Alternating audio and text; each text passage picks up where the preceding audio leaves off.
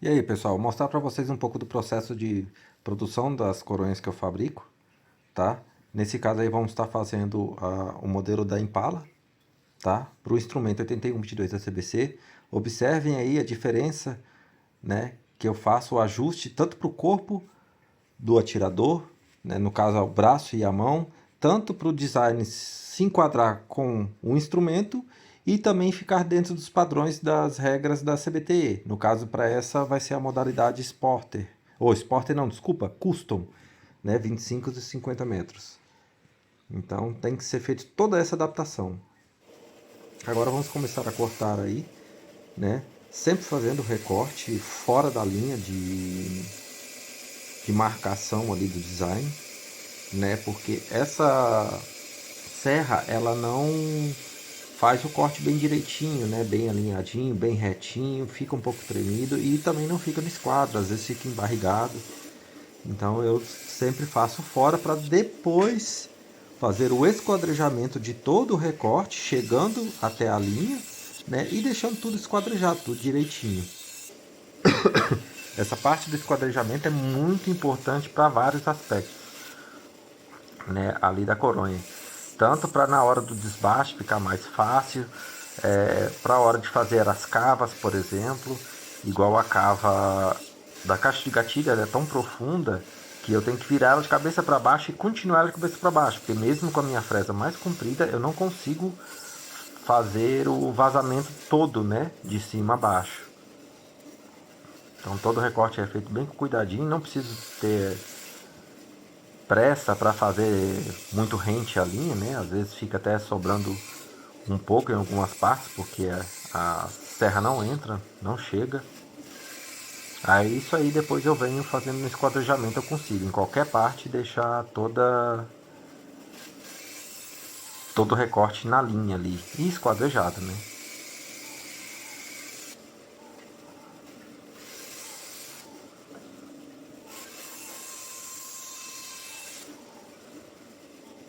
Aí vocês podem ver que algumas partes eu deixo, como por exemplo ali onde transpassa o polegar para o outro lado, né?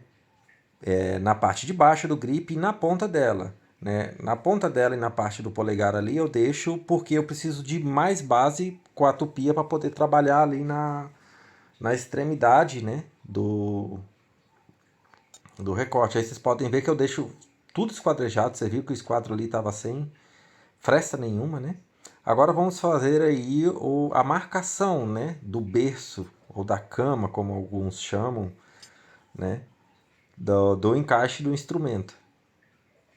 Esse é um instrumento até rápido de se fazer isso, porque ele possui apenas 4 cavas que eu tenho que estar fazendo, então é fácil, né? Agora tem alguns que são 12, dá bastante trabalho. Riscar tudo, todo o berço dela é feito através do meio da coronha, do exato meio da coronha, tá? Para ficar tudo certinho.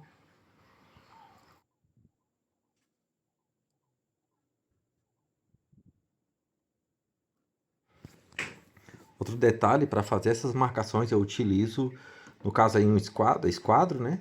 Que eu uso como régua também. Ele é aprovado pelo Inmetro, né? Então as marcações deles ali que tem, dos milímetros, centímetros, é tudo bem certinho.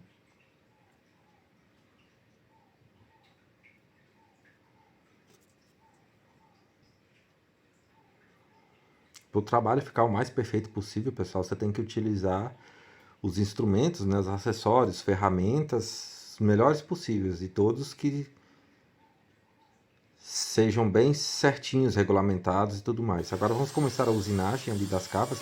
A primeira cava que eu faço é aqui é a vazada, né? Ali da caixa de gatilho, a vazada de cima a baixo.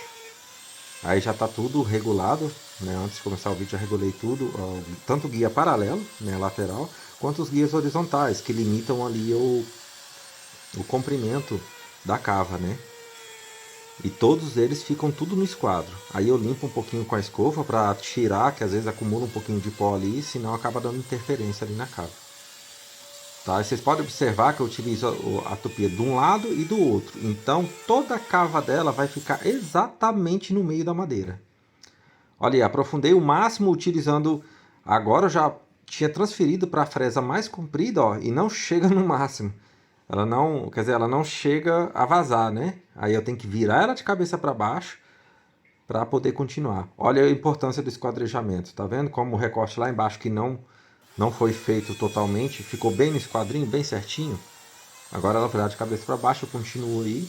Essa é uma outra importância do recorte dela ficar no esquadro, né? Porque agora eu vou unir o corte de baixo com o corte de cima, né? E ele tem que se encontrar exato, senão vai dar diferença ali na madeira, tá? É muito importante sempre fazer tudo no esquadro, fazer tudo direitinho. Assim eu sempre fiz, né, para conseguir atingir a qualidade que eu atingi no final. Olha aí como fica direitinho, bem encontrado uma capa com a outra. Outro detalhe, pessoal, eu sempre deixo as minhas corões, né, enquanto eu estou trabalhando, penduradas num varal, né, um pouco longe uma da outra aí, com espaço, porque a gente tem muita, principalmente nesse tempo de chuva e sol, aí um dia você tem muita umidade, no outro você tem pouca, então ela absorve umidade, ela perde. Para evitar problemas com empenamento, né, eu faço isso. Aí demonstrando já, né, um instrumento encaixado, os recortes aí como ficou, né, o berço dela também, a arma totalmente centralizada no meio da madeira e no meio do seu berço, né, das cavas. Agora fazer a furação de parafuso, utilizando um jig para a furação ficar totalmente reta no esquadro. Tudo tem que ser feito no esquadro, pessoal, tudo, para ficar o máximo perfeito possível. Aí eu estou fazendo a furação do corpo dos parafusos, até vazar no lado lá embaixo.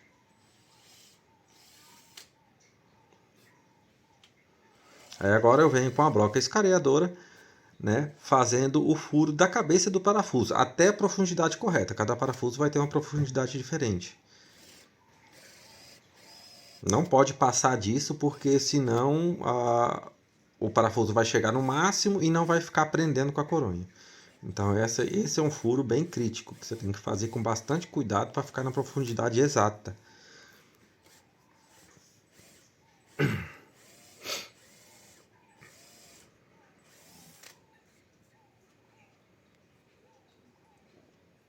Agora terminar de fazer aqueles recortes que eu deixei, que eu falei anteriormente, né?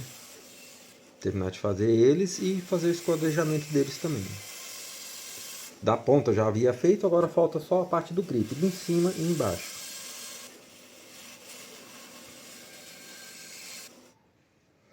Pronto, agora ela toda encaixada.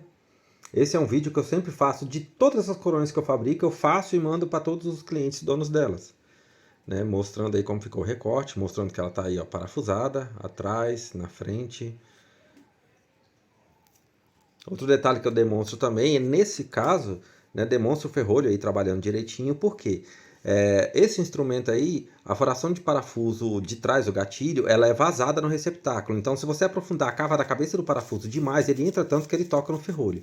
Tá? Por isso eu demonstro. E agora o mais importante de tudo também, né, o cano ali flutuante. Independente do cliente pedir ou não, eu sempre faço todas as coronhas para rifles com cano flutuante, melhorando assim a precisão. Agora eu vou fazer ali riscar o contorno na chapa plástica, né, da soleira.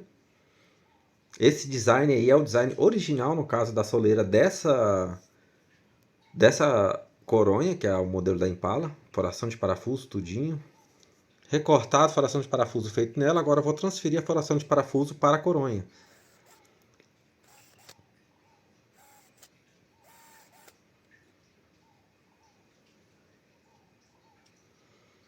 Aí eu venho, instalo ela previamente para poder fazer riscar o contorno dela na coronha para mim poder fazer a fixação, não, fazer a cava ali onde vou fixar no suporte, né?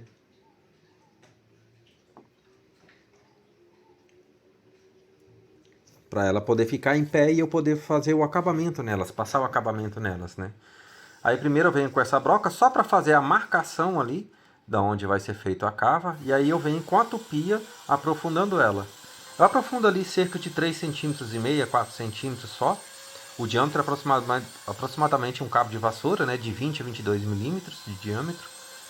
Então, quando o cliente pede, às vezes, que ele quer uma cava maior para colocar um contrapreso, né, aí eu venho e aprofundo mais. Fica ali na faixa de uns 9 centímetros de profundidade, com o mesmo diâmetro. Ou se quiser que a gente aumente o diâmetro também, eu também faço. Não tem problema.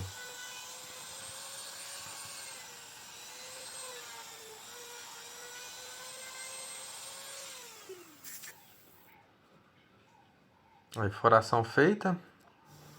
Agora eu vou recortar a borracha ali para ser fixada na chapa plástica, né? Fazendo a soleira ali. Nesse caso, desse design de soleira, eu faço com 2 camadas de borracha. Cada camada de borracha tem 1,3 centímetros de espessura. Aí vocês podem observar, eu estou fazendo na serra tico-tico de bancada, em vez de fazer na serra fita, porque essa borracha aí, não sei porque, ela tende a cegar muito a lâmina. Então, obviamente, uma lâmina de tico-tico de bancada é bem mais barata do que uma lâmina de serra fita, né? Então eu opto por fazer aí, apesar de ser mais lento, mas não tem problema. Não é muita diferença também de velocidade para poder fazer esse recorte. Agora eu venho retirando ali um pouco na a extremidade ali da soleira, no caso ali da borracha, ela é muito lisa, então eu venho passando um pouco a esmerilhadeira ali para deixar mais aderente, né? E a cola ficar mais fixa.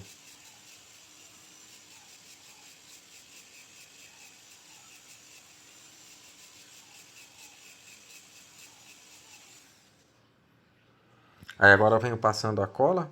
A cola que eu utilizo é uma cola de contato, tá, pessoal?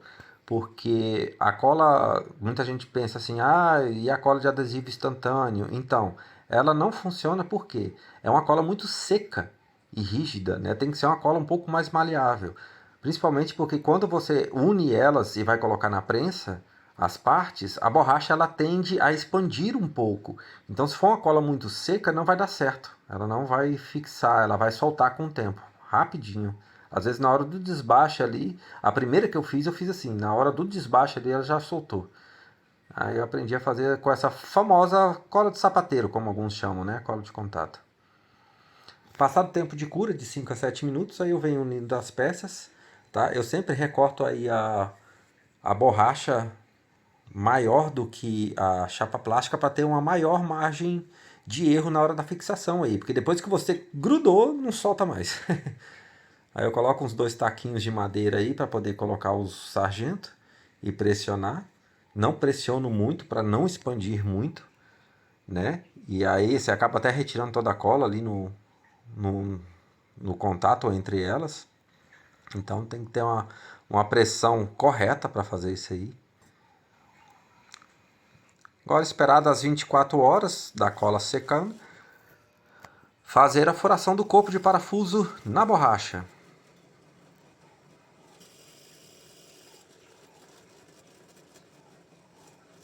Tem que fazer esse movimento de vai e volta, porque a borracha ela tende, na hora que você vai perfurando, ela não corta tão bem. Então ela tende a acabar expandindo, né? E não fica o diâmetro da broca que você está utilizando. Agora eu vou trocar a broca ali por uma broca de madeira que eu utilizo para fazer a furação na borracha da cabeça do parafuso até tocar na chapa plástica. Aí tem que ter um pouco de cuidado, tem que fazer esse mesmo movimento de vai e volta, só que bem mais lento, né? Porque ela tira bem menos material do que a outra. E aí tem que ter bastante cuidado também para você não, não cortar a chapa plástica e vazar tudo, né? Aí você perdeu a soleira, vai ter que fazer outra.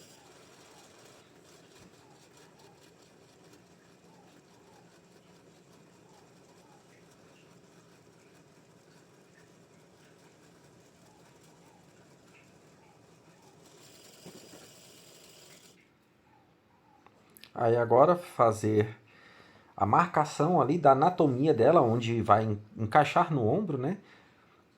Essa anatomia fui eu mesmo que desenvolvi, né? Baseado aí no encaixe onde geralmente os atletas colocam no ombro, para dar o maior apoio e seguridade possível e conforto também ao mesmo tempo.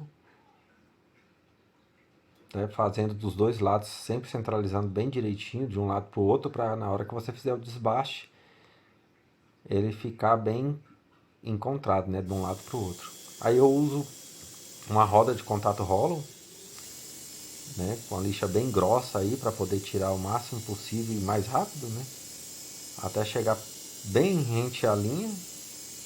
Ela não vai dar a anatomia certinho, porque ela é muito grande essa roda. Essa é a hora que eu fico bem limpinho. Você tem que ver a minha cara. O braço tá preto ali, você tem que ver a cara, que é onde mais vem o pó da borracha. Aí agora eu venho numa outra roda menorzinha ali da lixadeira para poder chegar até a linha de marcação ali da anatomia dela.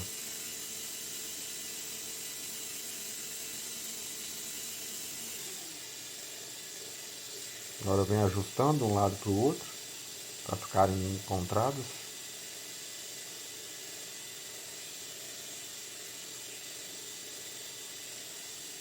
E agora eu venho passando um pouco nas quinas, né, para arredondar um pouco a quina dela, para ficar mais agradável o encaixe ali no ombro ou o braço do atirador, né? Olha aí como é que ficou.